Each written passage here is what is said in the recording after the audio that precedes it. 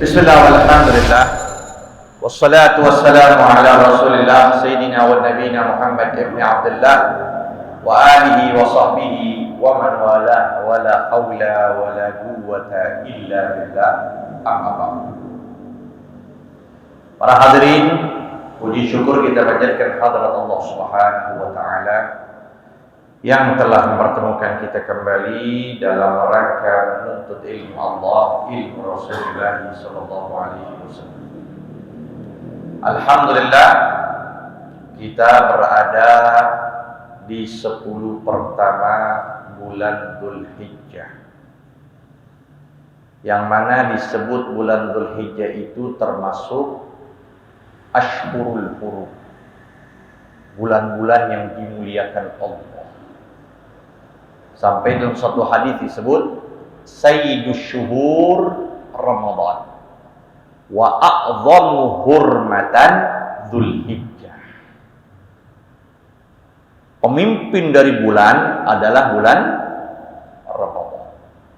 Wa a'dhamuha hurmatan, dan yang paling besarnya kehormatan, paling besarnya kemuliaan adalah bulan Dzulhijjah.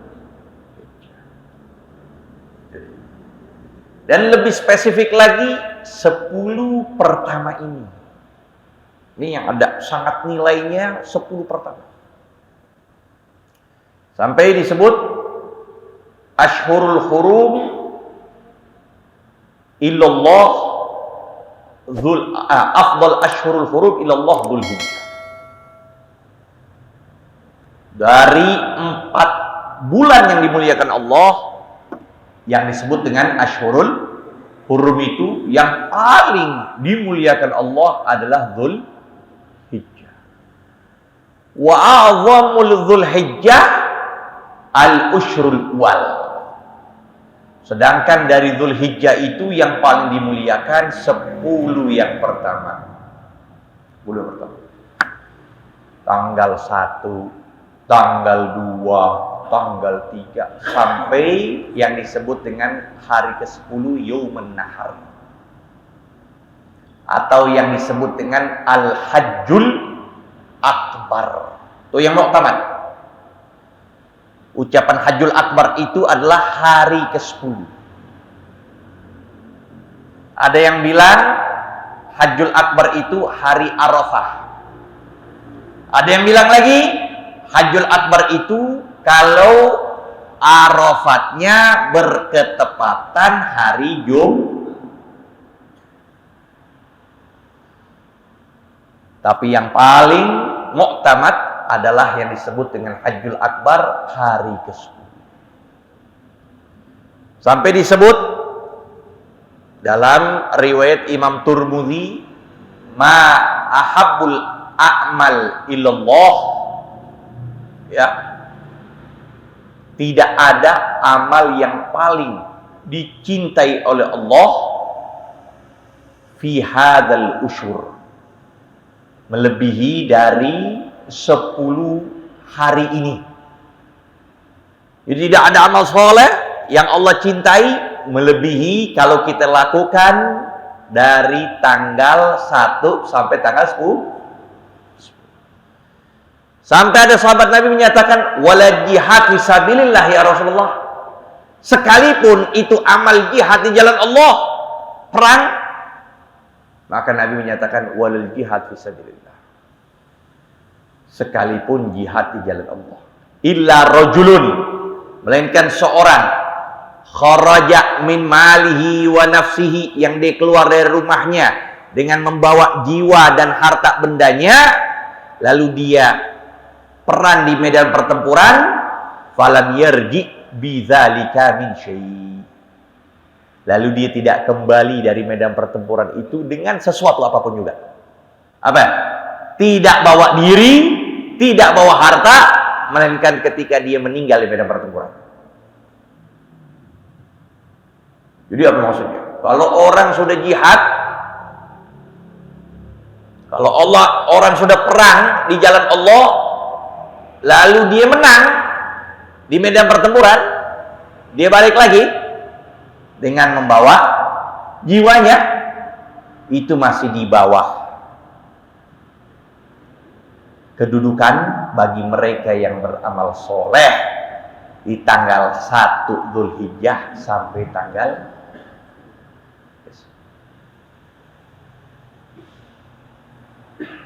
maka di sini dianjurkan banyak sekali riwayat untuk kita puasa, untuk kita selawat, untuk kita banyak doa. La yuraddu fihinna du'a, tidak ditolak di dalamnya pada tanggal 1 sampai ke 9 ya, itu kita banyak berdoa. Kemudian ini banyak amal-amal sebenarnya tanggal 1 sampai tanggal 8. Nah, kita khususkan lagi pembicaraan mengenai tanggal ke-9 yang disebut dengan hari Arafat. Puasanya puasa Arafah. Beda Arafah dengan Arafat. Kalau Arafah harinya, kalau Arafah pakai ta marbuto itu hari. Kalau Arafat itu padang yang ada di bukit Arafah. Di Jakarta apa padang Arafat? Ada nggak? Ada Haji Arafat.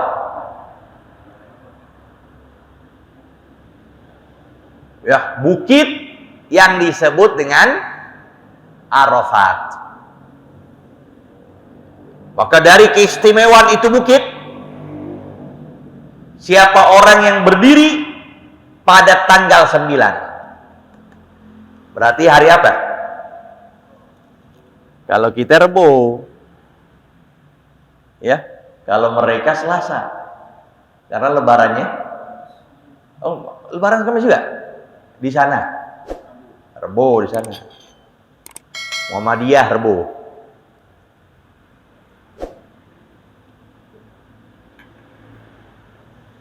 Siapa orang yang berdiri? Mau dia diem mikirin utang, mau dia baca Quran, mau dia zikir, diri aja di situ. Lahzah, sebentar. Ucuk-ucuk datang, keluar lagi. Numpang duduk. Tapi syarat itu. Syarat untuk haji. Nggak dikatakan haji kalau tidak wukuf, nggak dikatakan haji. Makanya perbedaan haji sama umroh di situ tuh. Wukuf di Arafah. Maka disebut Al-Hajju Arafah. Sampai Nabi nyatakan Al-Hajju Arafah. Yang lainnya bisa dilakuin. Ngerjain umroh sama kerjaannya dengan haji. Cuma kurang terkenal kita. Orang yang keluaran haji dipanggilnya paha. Orang yang keluaran umroh dipanggilnya tetap aja namanya. Mesti disemangatin Pak Umroh. Kesian. Haji udah sulit sekarang. Ya. Haji udah ada yang 20 tahun. Beri, maka dia sekarang saya beri. Iya bener.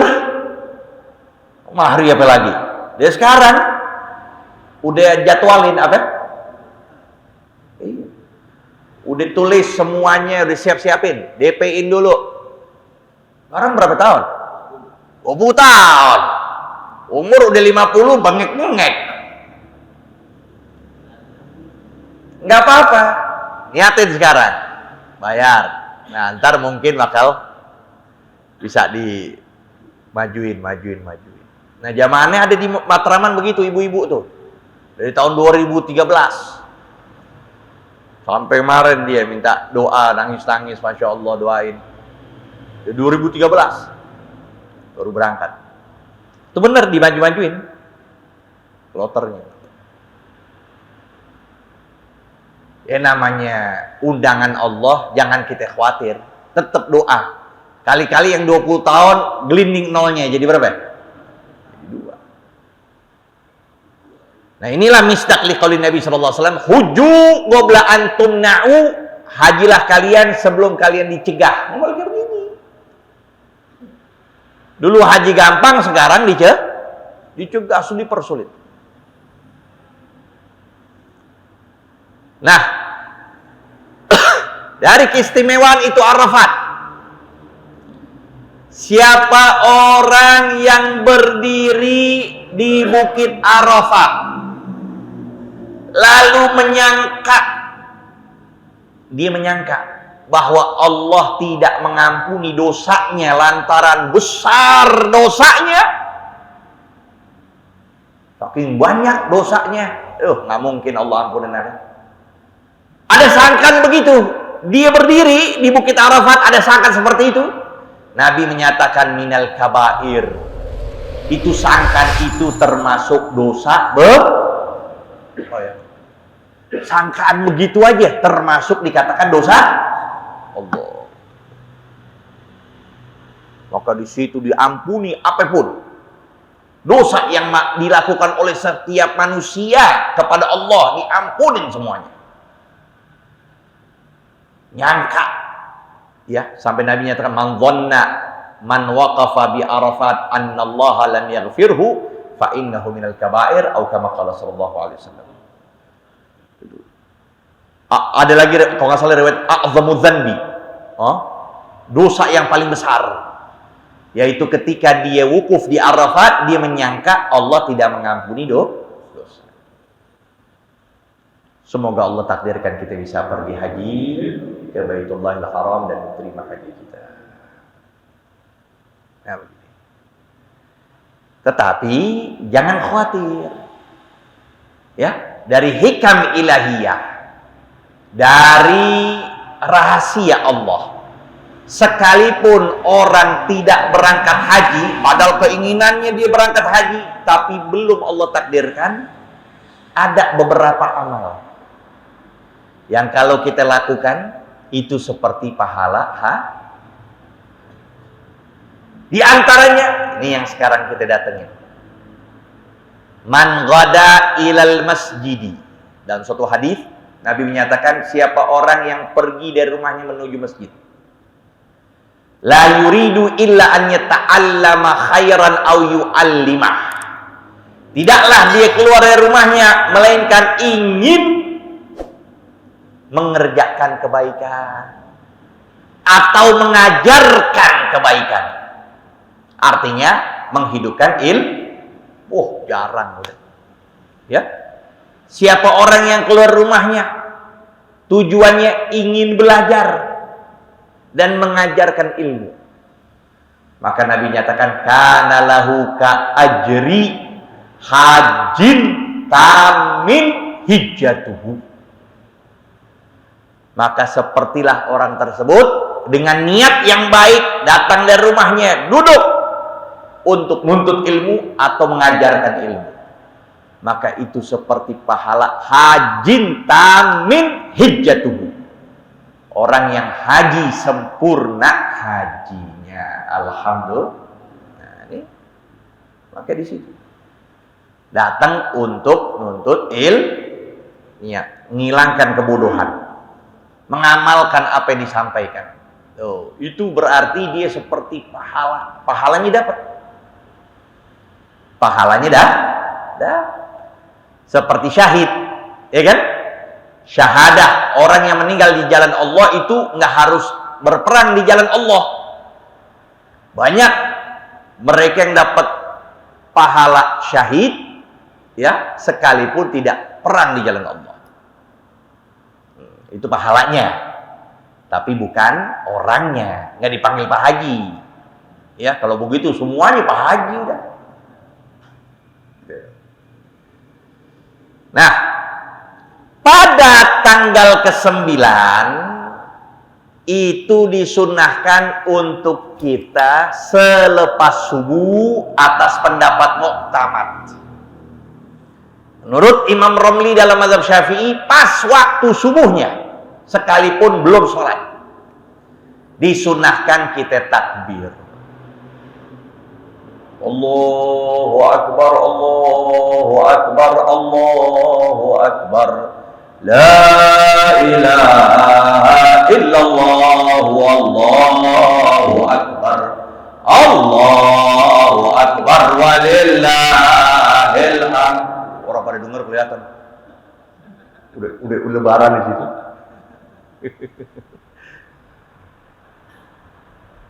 Diamalin nggak di masjidnya? Ngaji banyak guru nggak diamalin gimana? Amalin. Banyak guru, banyak ulama, kenapa nggak diamalin? Tanggal 9 selepas begitu aja. Sunnah. Ya, sunnah. Makanya di akhir zaman begitu. Kebaikan suatu hal yang mungkar sekarang. Suatu hal yang tabu. Jangan dong. Jangan. Nah itu sekarang. Ya, gak enak orang lihat dengernya. Ntar gimana masjid-masjid yang lain? Ntar gimana warga? Tuh, banyak gak enaknya. Padahal sunnah Rasul. Makanya kita kalau di Hadramut, ya, di Tarim itu kalau tanggal 9, kayak besok nih hari apa? Hari Rebo, itu mereka berkumpul di Masjid Al-Mihdar. Masjid Al-Mihdar, sholat subuh berjamaah. Setelah sholat subuh berjamaah, langsung mereka takbir. Setelah takbir, baru baca maulid. Baca maulid, penduduk Tarim semuanya kumpul. Dalam keadaan puasa. Sampai selesai selesai maulid, mereka pulang. Oh gitu. Terus berjalan tuh takbir. Ini yang disebut dengan takbir muqayyad. Habis subuh, nanti selepas, pokoknya takbir muqayyad itu takbir yang dianjurkan selepas sholat. Mau 5 waktu, mau sholat sunnah, bahkan fardu kifayah, sholat jenazah. Dari tanggal ke-9 sampai penghujung dari akhir tasyrik. Hari tasyrik itu kan tanggal 10, tanggal 11. Jumatnya, nanti habis sholat Jumat besok, takbir lagi selepas sholat. Pokoknya selepas sholat aja. 11, 12, 13. Sampai sebelum terbenam matahari. Berarti tanggal hari apa? Hari Ahad. Jadi hari Ahadnya sebelum terbenam, asar masih takbir. Nah itu. Ada yang menyatakan sebelum terbenam matahari masih boleh takbir. Berarti apa? Kalau selepas sholat asar tiba-tiba ada jenazah datang ke masjid tanggal 13 akhir, selepas sholat asar sholat jenazah. Nah, selepas sholat jenazah masih dianjurkan untuk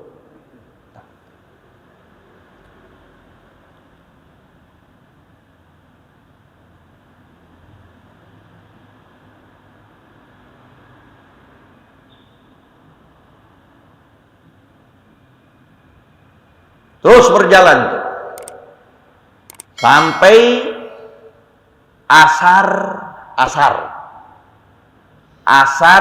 tasyrik, asar Arafah. Jadi selepas sholat takbir. Nah, asar. Nah, juga sebelumnya, sebelum asar kita dianjurkan puasa yang disebut dengan puasa Arafah. Puasa Arafah. Maka ketika ditanya Nabi SAW mengenai tentang keistimewaan puasa Arafah, beliau menyatakan yukaffiru sanatal madiyah wal bagiyah. Ketika Nabi ditanya tentang keistimewaan orang mengerjakan puasa maka itu menghapus dosa-dosa yang lampau dan yang mendatang. Apa maksudnya? Dosa yang mendatang. Sayyidina Abdullah bin Abbas menyatakan ini adalah suatu kabar gembira bagi orang yang berpuasa di hari Arafat. Allah akan panjangkan umurnya setahun lagi. Lihat. Karena jawaban Nabi begitu. Akan diampunkan dosa sebelumnya dan dosa yang akan. Maka nggak mungkin dia ngelakuin dosa kalau dia nggak ada umur. Orang kalau udah ada umur, selesai udah. Ajal menjemput, selesai. Nggak ada kebaikan, nggak ada keburukan. Tinta kebaikan keburukan berhenti. Disinilah bisyarah, kabar gembira bagi mereka yang berpuasa hari Allah panjangkan umurnya setahun lagi. Nah, kemudian ini yang terpenting juga,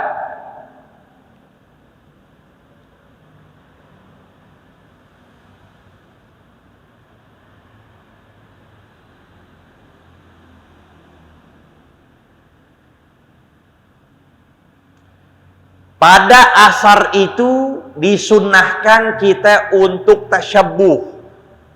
Artinya menyerupai orang yang wukuf di Arafah. Itu asar. Ba'dal asar itu kita disunnahkan tasyabbuh. Artinya man tasyabbah biqaumin fahuwa minhum. Menyerupai kaum seperti mereka. Ketika asar itu mereka di padang Arafat dari tergelincir sampai terbenam. Mereka itu berdiri menghadap ke langit meminta hajatnya semua kepada Allah. Nah, kita nggak sampai di sana, nggak bisa ngikutin 100%. Sekurang-kurangnya kita ikutin ya keadaan mereka. Keadaan mereka pakai baju putih, kita pakai baju putih. Keadaan mereka berkumpul, kita berkumpul. Keadaan mereka yatadarra'un ilallah, kita pun juga duduk bersama, baca doa, zikir, ya, Quran, berkumpul di satu tempat untuk baca-baca yang sebagaimana mereka pun melakukan demikian. Nah, itu dianggap bagus. Karena Imam Hasan Basri beliau menyatakan pertama kali yang melakukan hal itu adalah Sayyidina Abdullah bin Abbas, sahabat Rasulullah, hujjah. Sekalipun nggak diamalkan Nabi, tapi sahabat pun mengamal hujjah.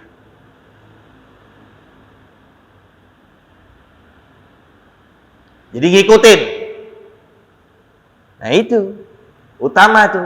Coba dikumpulin tuh pengurus. Ayo kita ba'dal asar duduk. Panggil orang-orang. Duduk bersama buka puasa lagi. Hari Arafah. Nah, disitulah ketika Imam Ahmad bin Hanbal ditanya.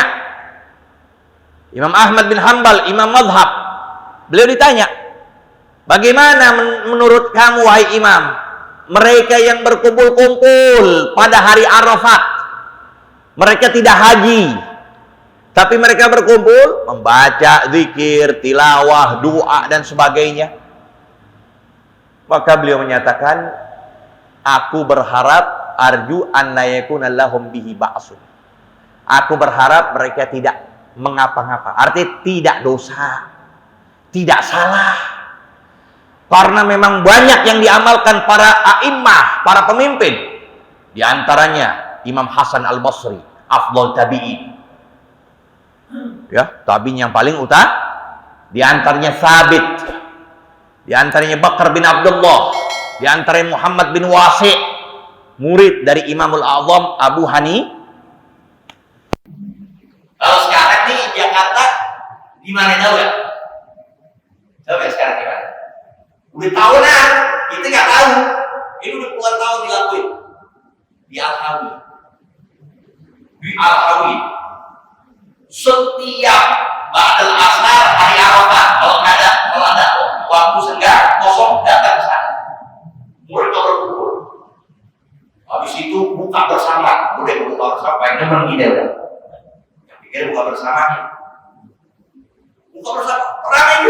maulid. Iya, kan kita baru tahu ya. Apa tahu? Tiap tahun kumpul baca doa Allahu Akbar, itu maknanya artinya luar biasa. Doanya itu senantiasa disertakan seperti mereka yang sedang berdiri di Arafat. Jadi kita lagi doa, aku lagi membayangkan kita lagi di Arafat. Kumpul bersama, mengamini, kita baca simak sampai sebelum maghrib. Ya. Jangan tinggal. Ada waktu kosong datang. Maka siapa biqouli faqami. Nah, selesai. Lalu malamnya kita takbir, dan biasa pembahasan sering diulang. Besokannya adalah amalan yang paling utama, yaitu kita menyembelih hewan kurban.